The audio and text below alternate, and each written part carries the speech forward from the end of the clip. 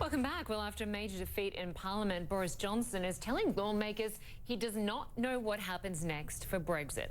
The British Prime Minister reiterated Wednesday that he doesn't want a delay, and he blamed Parliament for forcing him to ask for an extension.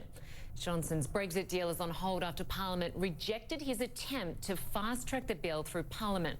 Well, it now appears Europe is likely to grant that extension. The presidents of the European Council and Parliament are both recommending EU nations approve a flexible extension to the Brexit deadline. I think it is advisable, as requested by President Donald Tusk, that the European Council should accept this extension. This extension will allow the United Kingdom to clarify its position and the European Parliament to exercise its role.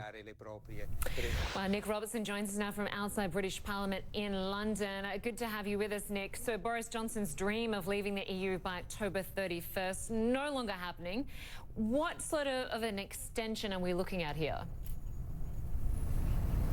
Well, it's interesting that Boris Johnson doesn't perhaps seem to have got that memo properly yet, that his dream of leaving on the 31st of October is dead. He was mentioning it again in Parliament today, but effectively it is, you're right, and as soon as the European Union responds to him, assuming that they respond positively with an extension, which is what is expected, it is likely to be this flex extension. But this is in keeping with the requests that he made over the weekend, that the Ben Act, which was what he was following through on, as is legally obliged to do, requests a 3-month extension.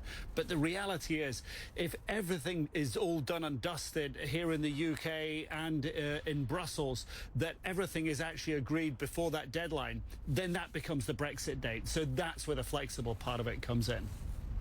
Under what sort of circumstances, Nic, could we see an early election?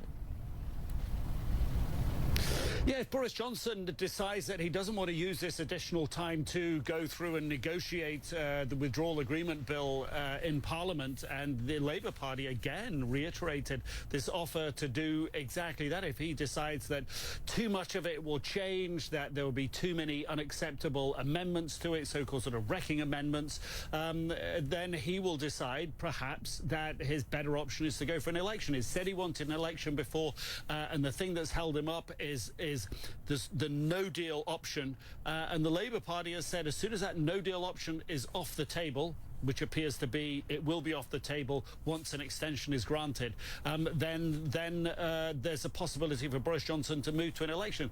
But it still requires the Labour Party's support. They can say all that, and then when it comes to it, they might not actually go through this vote of no confidence in the government, which has to have a 2/3 majority. And if it doesn't get that, then Boris Johnson doesn't get the election. So he's still hostage to other people at the moment, and it's not clear what his decision's going to be yet, Lynda. Yeah, a lot of talk, not a lot of progress. Nic Robertson, as always, good to have you there out in the cold for us. Thank you.